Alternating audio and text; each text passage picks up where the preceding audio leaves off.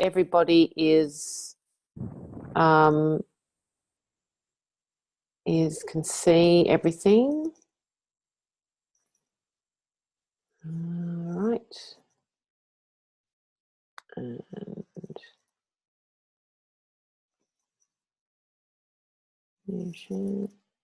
all right. So just checking that everybody can see my screen. Just a couple of people say yes if they can see my screen. Yes. Yes, great. Yep. All right. Okay, good. Hopefully everyone can see my screen. Welcome everybody. And finally, I get Zoom working. For those who are originally in Classroom A, I've had 2 weeks of Zoom issues, so we've actually moved to other tools. So let's hope that things work well. I've pressed record, hopefully. And for those who haven't met me and has just only seen me via email, etc., I'm Tanya Mitchell. Maybe you may have gone and looked at week 1 video as an introduction. So everybody, could you put your everything on mute, please? Just the background noises and feedback can actually create a few issues. So if you could put your microphone on mute, please, guys.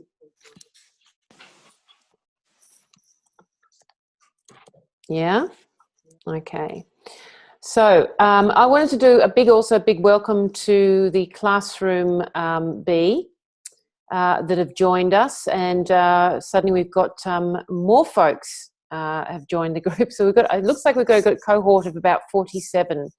So as you can appreciate, that's quite a big cohort of folks to make sure that you're taken care of, that that your needs are taken care of, that your individual ways of working and studying is taken care of. So just wanted to make sure, if I don't get back to you within half a day, please bear with me. There's lots of folks that I actually am taking care of. So I guess what I wanted to start off with is just looking at, if I can actually just get it to go. No, maybe not. Yes. Okay, maybe back there, maybe back there. Goodness. The agenda. Okay, so if you could actually mute your microphone, guys, that would be fantastic. So Jenna, what I wanted to talk to you about tonight was the welcome to our new students who have actually joined us from Classroom B. And I've all sent you an email. Hopefully you've seen that email for our new students. That pretty much, I'm trying to bring you up to speed as quickly as possible. You're probably at all different levels of your journals. And please, if you've not shared your journal with me so far, please do so, because I actually check them as of Monday. So Monday 9 a.m. is for this particular classroom. That's when your journals need to be in. We're going to go and do sort of like a week 3 check-in, see how everybody is going. I'm going to look at the group discussion board. This is primarily for the new students, the Classroom B, because you need to understand the go-to area and actually how to use that, because everything's actually quite specific in this classroom. And then in the classroom, just a couple of things about being in the classroom, the expectations, and also the comments. I'm going to briefly talk about that. I'm going to take, as I've promised in the agenda, I'm going to take you through the Harvard Business Case Studies structure. Sure, we'll have some questions around it, I'm sure. I'm going to talk to you about on writing an executive summary for those who are either rusty at writing exec summaries, those who've never done one before, those who've done one before. It can be actually slightly different to what you expect in responding to the Harvard case in any case, and a Q&A at the end of it. So I'm hoping that we're finished within 45 minutes. But please, if we don't get to do your Q&A at the end of that, please ping me and use the group discussion board to do so.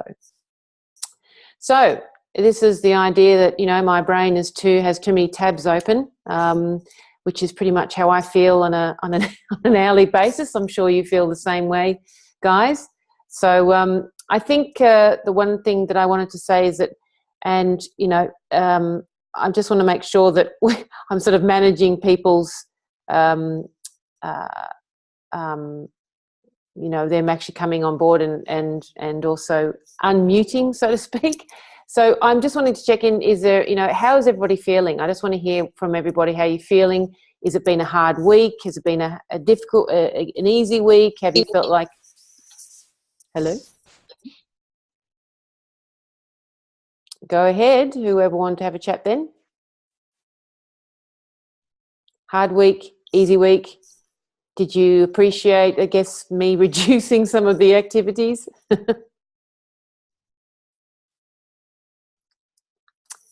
Someone kick off. It's Angela. I just got transferred from classroom B. Yeah, so like I said to Tanya before, it's a little bit, it's a bit on a lot on for us at the moment, and I really appreciate that Tanya reduced, like, you know, the weekly activities in week 3. So it's a great help for us to, like, you know, doing the activities and this the assignment at the same time as well. So yeah. Cool. Okay. Yeah, same here. I just joined from classroom B as well, and we were, unfortunately, I mean, our tutor got sick, and we were kind of doing a lot of reading and a lot of things and doing all the, we were trying to catch up. So now I think we're a little bit behind because we were just doing everything. And so now, like, I'm on week 3. I've done all my activities, but I spent a lot of time doing them. So now, like, I'm on week 3 and I feel a little bit overwhelmed. But you know, like, I feel like there's a lot more support, so I think we'll get more support, and I feel actually excited to have that support now. But I'm a little bit behind my week 3, but I think we'll get there. That's okay. The only thing I would say to that, Fernanda, is that is to make your answers as succinct and as crisp as possible.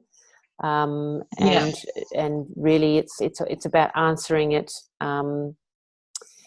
in the quickest way, if you like, because you're doing this every week. It is worth 25% of your assessment. I score them every week. But what I would say, if just looking at just if you can actually just make sure that it's the quickest way to actually respond to the answer. And in some cases, I will be reviewing some weeks, because some weeks are going to be heavier than others.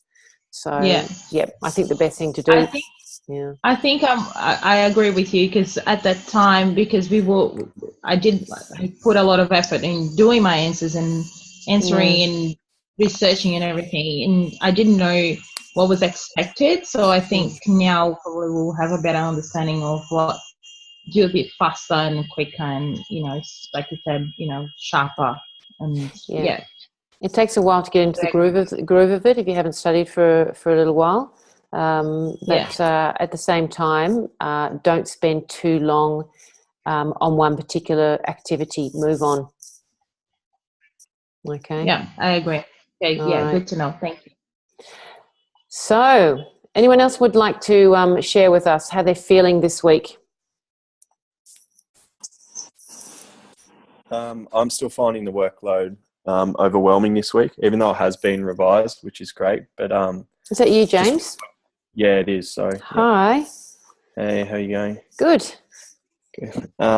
Just with kind of working full time and then balancing the activities as well. I'm kind of finding that all my focus is still going to the activities when I'd like to be looking at the case study. And I'm just wary that, you know, next week we're going to have another whole heap of activities as well. So the good news there, James, and for everybody, it's a light week next week. Week 4 is quite light. I had it caught up with the unit coordinator today, and it's been deliberately made light because you're actually going into delivering your assignment number 2. And I'm going to be myself and the other tutor. We're going to be reviewing the activities in any case, regardless of it being light. So we appreciate that, and that, you know, at the end of the day, it is at a master's level. So yes, there's a lot to take on board. But honestly, guys, it is a lighter week. I think week 4 is media based. So it's, mass media and looking at the approaches of media, which again, is a fun week, but it is much lighter. So take that on board, that it's going to be a lighter week. Oh, that's good to know, because it's just kind of at this stage wanting to gauge, what days to be, so I can balance it all, I guess. Yeah, so 6 weeks of weekends, really, isn't it? Yeah. Okay. Yep, totally understand it. Anyone else want to share, guys? Hello? No? I think everyone's. Oh, hi everyone, by the way. I think everyone is actually in the same boat. I mean, I'm also feeling really overwhelmed. So James, you're not alone at all. But what I've been finding has been really, really helpful for me is in the activities. I've been putting little notes to myself so that if content is really heavy, I can go back and read my notes, which are in my own words. So it kind of jogs my memory a little bit. What are those notes, though, Jessica? What are the notes you're referring to? I'm making notes to myself. What are you doing? Yeah, so it's relevant to the activities that we've been doing. So, for example, I know that you said to be really concise with your answers, but I've kind of been drawing them out a little so that I've explained the concepts in my own words so that later on I can go back and review it. And I see. Yep. Good idea. So, yeah, I mean, that's how I've been helping myself. So maybe it's something that, you guys could try. And yes, Fernanda wine definitely helps. Also, I'd say to that, Jessica, is that for yourselves and the other folks that I've seen doing referencing in your activities, do a little bit. You can, but don't make it a key part of your activities, please. This is about your research. It's about your understanding of the concept. It's about your opinions.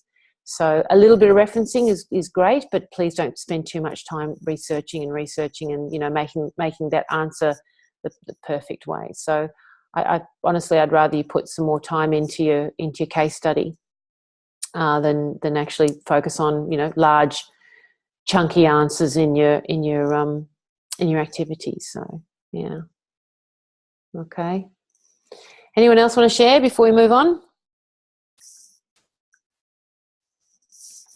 No. All right, everybody. So we've got a little dog has joined us. Yeah, mine's just here. Okay, very nice. If she's not learning to. Oh, okay, Christy. That means we've got 17 participants as opposed to 16. It's also helped the study. Yep, so does mine, except she's asleep. All right, so let's move on, guys. Oops.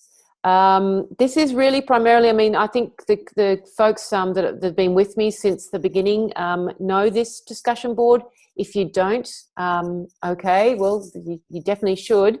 But what I've actually done, and this is also for the newcomers, is that I've compartmentalized or at least sectioned off the areas of your course.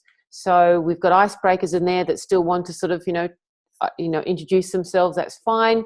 Yeah, I've got an assessment outline there. General questions, that's just for anything that's beyond what you're seeing in the actual discussion board as well. This really is your go-to area that you'll actually see other people's comments and questions that actually already may be answering a query that you may have.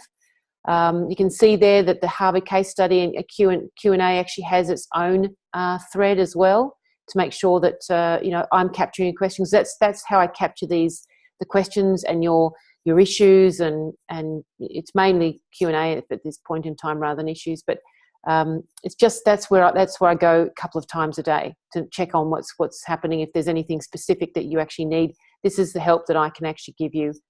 This is the go-to area.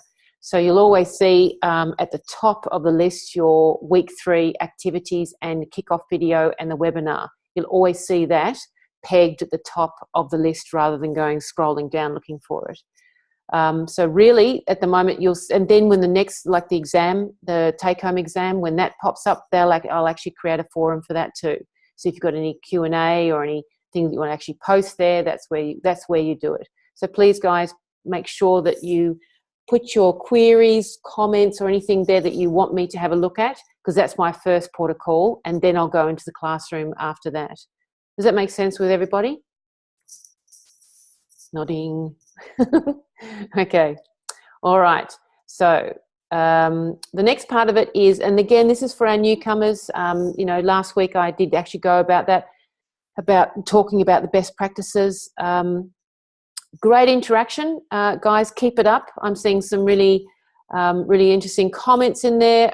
Week 3 is looking a bit light with the comments. I've sort of looked back, towards the end of week 3. The comments aren't really active. That's because I'm assuming that folks are busy with either studying or busy in their own lives and work. So the virtual classroom is designed for thoughts, comments, and that's where you guys interact with each other. I'm there to sort of place a couple of nuggets now and again if you're having technical issues, which we have, as you know, with the Padlet and also with AdForum. We had an issue. Unfortunately, it had to be the week that we didn't want it to happen. But we had an issue with which you couldn't you couldn't actually access the ads. That's all. That was fixed within about 12 hours. So thank God. Also, if you actually want, and this is again for folks who are not using the classroom as much as possible, if you actually do want to acknowledge someone, talk to someone, or make sure there's a notification, you use the @ sign, and the name usually comes up in the classroom. Ask for a question, report, activity sharing, talk about your key points. Do not put, guys, if you've been asked to actually put in your activity in the classroom, please do not put the whole thing from your journal into your comments. It's better if you actually do just a summary or a quick little, just paraphrase what you've actually put in your journal. Please, guys, because then it gives everybody other areas to actually do, comment on it, because, if it gets a bit lengthy with everyone doing that approach, or having that approach, should I say. All right, so just giving you a little bit of a heads up on how to interact in the classroom. Moving on, okay. Now, assessment number 2, which is your Harvard case study. It's actually a great case study. It's I just want to hear a show of hands, or not hands, actually voices, as to who's actually read the case study. Just want to hear how many of my 16 participants. Okay. Yeah. So, yeah, I read it. Yep. Okay. Yeah, I have as well. Yeah. All right. I've got about. I'm halfway through it. Yeah. Okay. I'm halfway through it. All right, Yeah. Fernanda. Great. Ooh, not too sure who's trying to talk, but you're on mute. I've read it. Great. Sounds like some of you have read it. That's fantastic. You know essentially what I'm going to be talking about now, if that's the case, which is good. It's worth 25%, maximum 3 pages. I can tell you, if you've put in 4 pages in there, we will stop at 3 pages. We've been actually instructed by the unit coordinator, anything beyond 3 pages, not to look at. Please do not do 6-point or 7-point typeface. There's no heavy restrictions on this like there are in other courses, but it is 3 pages. It needs to be legible, and so do your graphs or anything that you put in there as well. I've seen a couple of past examples that graphs you couldn't read. It's due Sunday at June 4th by just before midnight. So once it clicks over, I don't believe you'll be able to submit it. So you will have to, please guys, just have it in by June 4th. Please work towards that. Give me some notice a couple of days in advance if you are going to need an extension, because there's a process to go through with an extension. And I need at least 2 or 3 days in order to actually activate that process. And also, it's not, not because I forgot. Of course, you know, we're at master's level here, so we're all grown-ups here. So, you know, there's obviously going to be good reasons why you want an extension, and that there is an application that's part of that. So if you find yourself in that position, please give me a heads up much earlier than later, because I really can't do anything about it come Saturday afternoon. I will not be able to do anything about it. All right? Just setting that expectation there. What I want to talk to you about, guys, is also that it's not tricky. This case is all about reflecting what you've been experiencing and learning over the last 3 weeks. So think about the concepts that you've actually been learning about. You know, you've gone through decision-making process, as an example. You know, you've gone through IMC, the integrated marketing, communications, and what's actually part and parcel of that. So I think what I would like you to think about when you're planning, so so I'll give you an example. You've actually read the case, you've taken it in, you've done as much highlighting as you possibly can in that case in the time, and then what you're going to do is now sit down and do some planning and think about it from a method perspective. I think I've lost my words tonight. So what's the objective? What is actually so think about it, you know, the objective that Miss Printup, and you're going to do a role play here as well, because I actually have been told by the unit coordinator to be Miss Printup, all right? And so that you guys are essentially the consultant that are going to be advising me of what I should actually be doing. So this is about the objective. What will the product succeed? Is it going to be a fad? You know, actually, if you've actually, it's a nice red wine I see there that Fernando's got. Excellent. That's a study buddy if I ever saw one. So, so is it a fad? We actually know that Miss Printup is actually trying to avoid being a fad like the plague.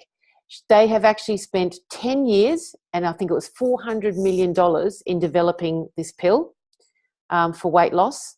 And you'd think that they'd want a return on investment for that.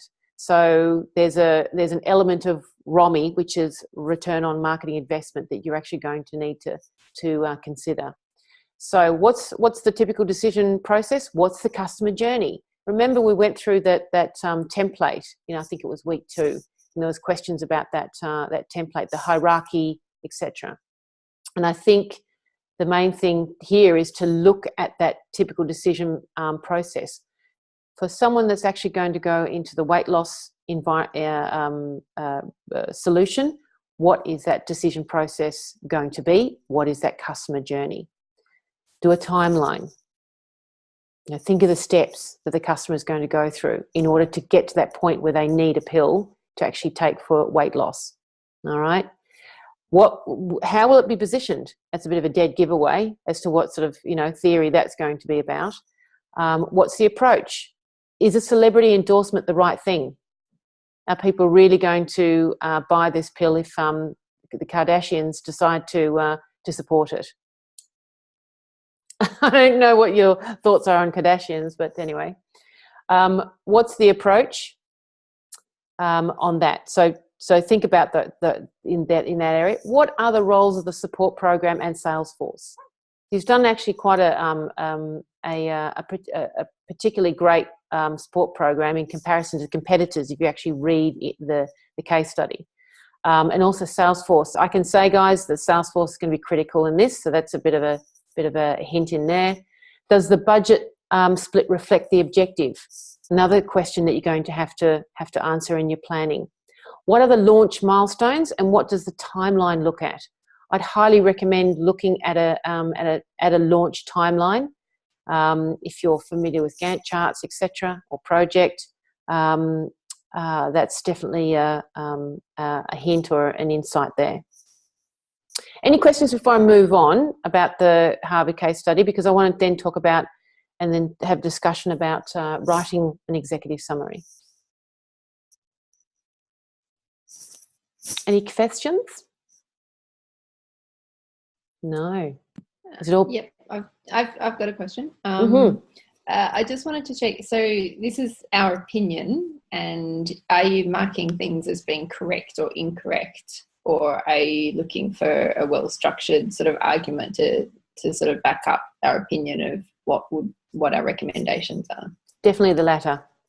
Okay. Right. So, guys, you would have seen, of course, if you've gone through the case, for those who haven't, but in conclusion, of course, right at the bottom, we've actually got the questions that Print Up is questioning herself, which essentially is questioning you as a consultant. So in the planning process, what I've done is I've said, okay, if she's questioning those things, what potentially could we be considering? Objectives, decision process, positioning, what's the actual approach? So think about it from that perspective, structure it like that. And then, of course, if you're going to draw on, say, trends as an example within the pharmaceutical industry, you're going to have to substantiate that. Does that make sense? A few yawnings going on. But Tanya, we don't use references as such, though, do we? Yes, you would. You would use references if you're actually drawing on trends and within, say, the industry. Definitely. So you do? Yes, for this one. It actually says no references or appendices? That's correct, but you can actually use footnotes if you've got to actually draw upon it. Do you know what I mean? So in your footer, 6 point, 7 point, whatever you want to put it in, I put it in there. I wouldn't, if you're drawing on a trend or if you're actually substantiating your argument with something, put it in as a footer. So all it does is it just covers off. It just covers off and makes it more credible. Excuse me. And obviously the case study is set in the US. So does that mean we need to be using US media channels? I got a question from that this week. I think it was Christy that asked that question. And I spoke to the unit coordinator about that because I wasn't much sure myself. But he's okay with that. He said, look, if you want to actually recommend it as part of the US market, absolutely fine. If you'd actually prefer to position it in the Australian market, that's fine too. So he's actually not too fussed about it. Whatever you feel comfortable with. You could be in South Africa and decide that you'd like to actually position the whole thing in the South African market, or just as long as we state where we're going to position. Exactly. Yeah. So he was actually cool about that, which I think is nice and flexible, especially for folks who are not joining us from in Australia or the US. Any other questions? Yeah, Tanya, can I just ask a quick question? Oh, who's that? Sorry, I haven't got This is James Hinchin, yeah. Ah, Mr. Hinchin. Mm-hmm. Hi, everyone. This may be a silly question. Never silly. But I'm just on it, with the marketing communications strategy section. So it sounds like she's actually already got a plan for this. So just so I'm understanding this correctly, she has a plan but hasn't executed it yet. And she's got lots of great ideas. And are we adding to these ideas or sort of unpacking them further, or? What do you think? Yeah. What do I think? What do you think? That's why I'm asking the group, just to make sure. Is the group going to answer? I will actually give you my 2 cents worth on that because I know that you asked that question early in the week, James. Have you looked down the under conclusion? Have you seen her questions in under conclusion? Yes. Yep. Looking at those now. Okay. So if you think we could use the word unpacking if you really want to, but I would actually be referring to her questions because her questions are quite leading. They lead back to the concepts over the last three weeks. I'd definitely say that. And I think you've got 3 pages basically. So you're going to have to go through it from a structural perspective. I other than giving you the whole way to do it, it's difficult for me to actually tell you otherwise. Focus on the questions, James. Sure. Does Yep. it help? Thank you. Yeah, I think so. Focus on the questions and look at what I'm talking about in the planning process. And I think that'll help you. That'll help you structure the way you approach your executive summary. And if Okay. you have any more problems, James, ping me offline. Well, online, really, but offline from this. Great, thanks, will do. All right. Anybody else have any questions? Oh, okay, we're all quiet. All right. Let's move on. So writing an executive summary. Okay, so I'm sure that we've all written an executive summary in one shape or form, and or even in an RFP or an RFI. There's, we've always done an executive summary, and an executive summary. If you actually look at what executive summaries are all about, they're actually written with a very different approach to the rest of your document. So you've got to almost consider that there is a document that you're going to have following your executive summary. So really what an executive summary in this case does is it balances the delivery of the key information with a persuasive and well substantiated pitch. So you're actually pitching a recommendation here. So I want you to consider these particular elements I'm just going to talk about now, and remember your role playing as the consultant for Miss Printup. So Miss Printup is looking to you to have the answers and the recommendation. Whatever you do, guys, do not hand in an executive summary without a recommendation. It will be marked down quite severely because Miss Printup is looking for a recommendation. So write the summary based on your audience. Who's actually reading it? What's important to them? Right? If it was the CEO, if it was a CEO of a company, I can tell you an executive summary for me would be 1 page. The first opening paragraph would be pretty much everything in that, because really a CEO is only going to really is going to read that first paragraph. That's it. If he likes it, he'll then pass it on to his team. So that's the kind of thinking you've got to go behind. Miss Printup is a marketing director. If you actually read the case, she's also looking for a promotion to be potentially VP. So she's going to want to impress, right? So the executive summary, she would essentially take this to her bosses that would say, okay, this is the recommendation I have. This is the approach that they're actually going to be taking as a consultant. So think of it from that perspective. Think about who you're actually talking to and who's actually reading this, who's actually absorbing this, and what information would she need as a marketing director. All right? Establish the need or problem. In other words, you need to convince there's actually a problem to solve. Or, sorry, not even just a problem, maybe it's an opportunity. Right? So you need to actually establish that as part of your structure in writing an executive summary. What is the need or the opportunity here? You also need to recommend a clear solution and its value. Here, I would actually talk about return on marketing investment. So they've invested $400 million over the last 10 years. She's looking, I think she was looking out and, I think staring into space, whatever she was doing at the time, and onto the legal plan, whatever it was. And she said, gosh, I've been thinking about the fact that we've spent this much money. We're going to, is this going to be a fad? Is this going to be around for the next 10 years? Is this going to be a long-term approach to actually building revenue? So that's in particular what she would be thinking, and what we're going to have to talk about when it comes to actually recommending that clear solution and the value that it's going to bring through the activities, through the Marcom activities in particular. What is it going to actually bring the business? How's it going to influence it? I would highly recommend you use headings, charts, and infographics to deliver relevant information. So that, again, look back at the concepts, look back at how the concepts were actually, and the structure that they used, the infographics potentially, and the types of, the ways you can actually present information rather than just all text.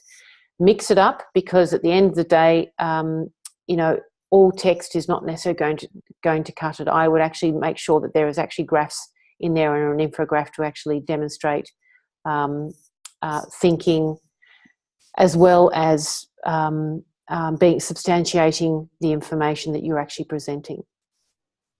And remember, this is a professional piece of work, So consider it that way and actually treat it that way. And so, and as you rightly asked, was the idea of references. I'd actually put it in a small footnote down at the base, and actually you could actually, you know, footnote it by saying 1, 2, 3, and actually then put that so it's not as invasive. I know that RMIT uses the Harvard referencing approach, so I would do that in your footnote. Use the Harvard referencing for, you know, if you're actually using the footnote approach, which you're going to have to for a 3-page executive summary. Okay, so the main thing here is that we're talking about your recommendations to Miss Printup, and that's what this executive summary is doing. There's one thing that the literature that I've read recently to do with executive summaries is that if you're actually going to be mentioning the client's name, mention it as many times without it looking like the executive summary is being stuffed with the keywords, but make sure that you actually mention the company name as many times so they can actually own this executive summary. Even though you're the consultant, it's pretty much their executive summary. They're paying you for this piece of work to come back with that recommendation. Is there any questions, guys, on this? I have a question. I was just wondering, are we able to refer to ourselves in the executive summary as like a we or an I? Or is it just kind of more a recommendation for them? Good question, Jess. We would recommend as a consultant, yes. Because you are role-playing here. There's an expectation that you are role-playing here, that you actually are talking to Miss Printup. So you could actually, and if you really wanted to, get a little bit creative, it actually could actually be coming from, you know, Jess Consultants and Co. or something, right? From that perspective. So why not? You're in Marcoms, you're in marketing, so, you know, that's the opportunity to be creative. Why not? We recommend this. Yeah. Mm-hmm. Any other questions on this one?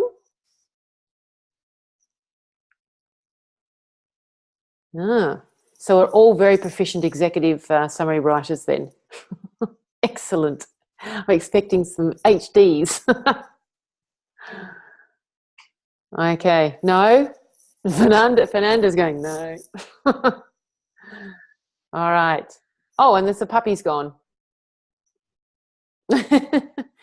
Okay, so if we're all cool with that, I'm going to open it up then to the floor for just general Q&As, and we can still talk about, of course, the executive summary, but, you know, just open it. So while we've got, you know, while we're all together, you know, it's a good time to do that.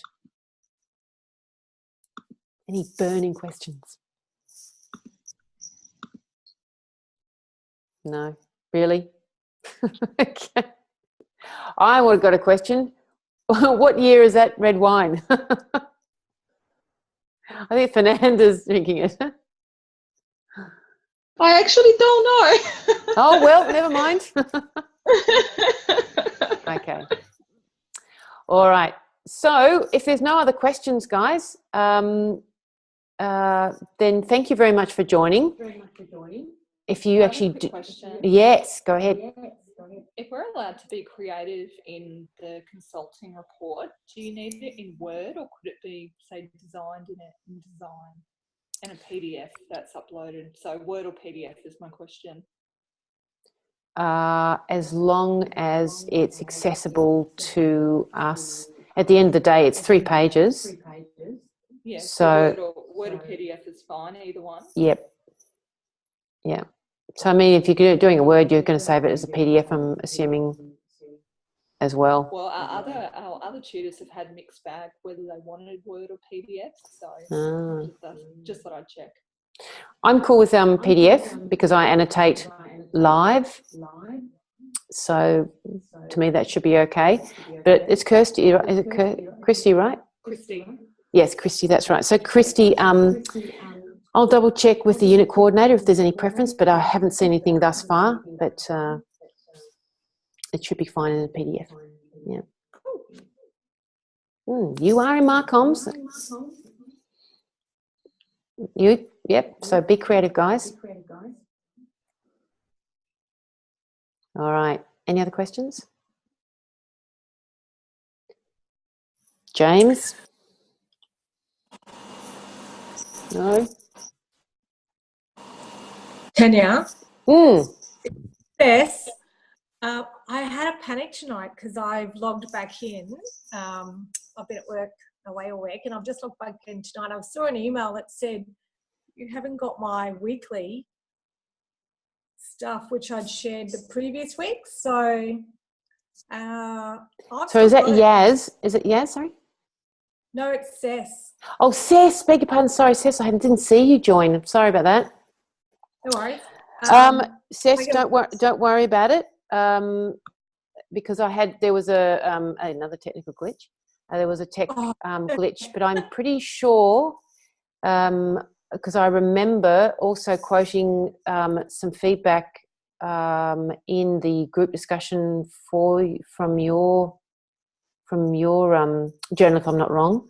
But no, Cess, I saw yours. No, okay. Ignore that.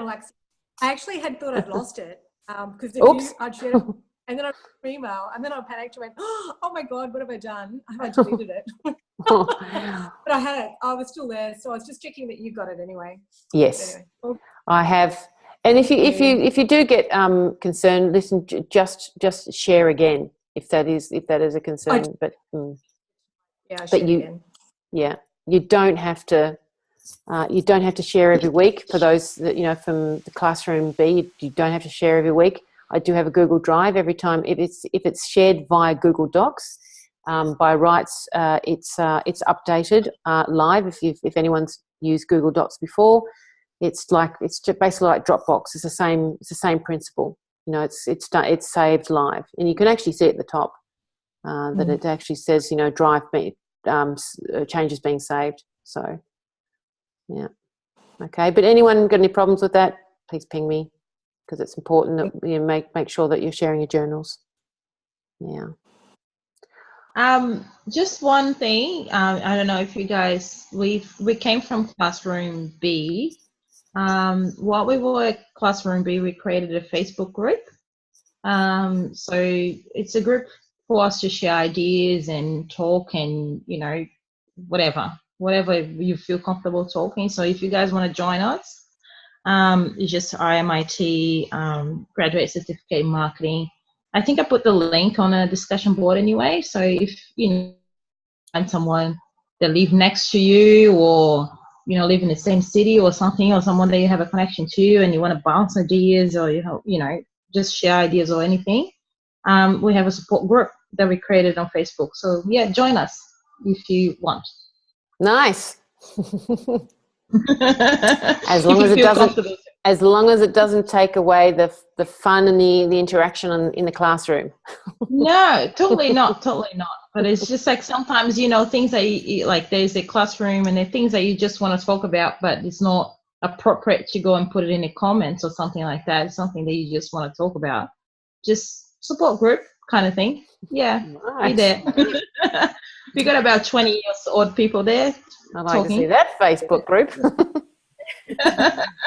Okay. No, it was a bit, it just because like the last 2 weeks we didn't have much support because like Stephen was sick. So we just literally fly in the dark. We don't know what we're doing. We have, no ideas how we're traveling, and everyone just so like freaked out, like me. Like I was just like, oh my God, I don't know what I'm doing. And this is like our first unit as well. Well, for me, this is my first unit and I haven't done study for like, I don't know, 15 years or so. So it's really great to, to have a chat in the group and just see that everyone on the same boat. So like, James before, he was like, I'm so overwhelmed. And I'm like, yeah, you're not the only one. We all are. So yeah. Anyway, join us. I feel your pain. All right, guys. If there's no one else wants to share or have a chat today, I'm going to love you and leave you. And please do not forget to share your journals by 9 o'clock on Monday. Otherwise, please ping me. good luck with your executive summary. Please ping me if you've got any, if you have any issues with that, or if there's any questions that I could potentially help you with. I will endeavour to do so. So, all right, guys, thanks very much for sharing. I have a quick question, Tanya. Sorry, this is Yasmin. Yes, yes. In regards to, you know, how you said make sure it's sort of shared by 9 a.m. Monday.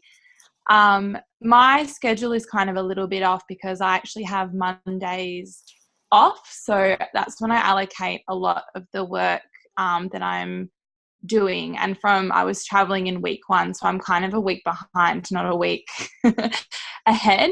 So for example, when I only didn't finish like the week 1 activities, is it the kind of thing where even though you've already seen it, like, is it worth me going back sort of now to finish them? And is it kind of as long as everything's completed by like week 6 that goes towards our mark? Or is it kind of like once the week's over, there's not really any point in kind of revisiting it? Like, have you kind of already marked it and then moved on?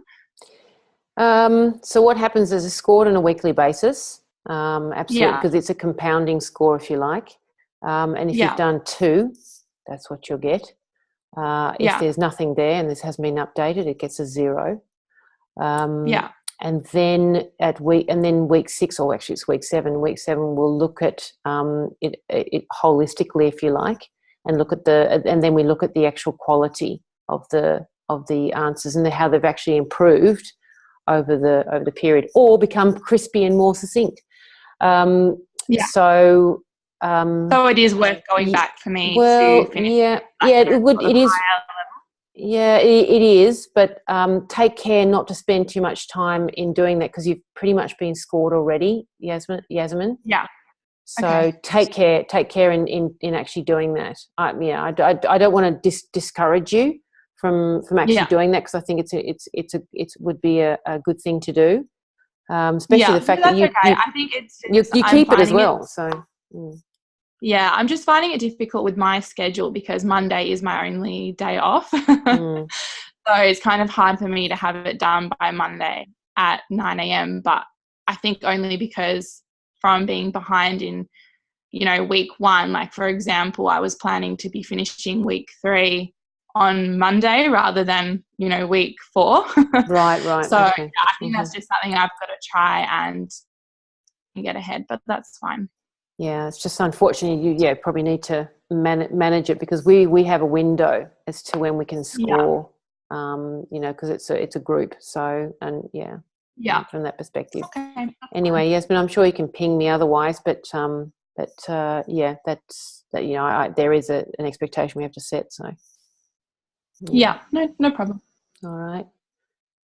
Ooh, whoever's talking is on mute.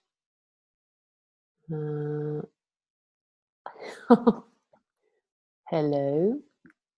So whoever's trying to talk, please ping me afterwards if you want to ask a question, or just ping me via email. I'm not sure. Is it Maureen? Can't tell who that is. Yeah. All right, guys. So I'm going to end the meeting now. So thank you very much for coming. And who would like some questions afterwards, please ping me either via email or preferably in the group discussion board. All right. Have a good sleep, and I look forward to seeing your journals on Monday. Bye. Thank you, Tanya. Thanks, You're Tanya. welcome. Bye, guys. Tanya. Thank you. Bye. Bye.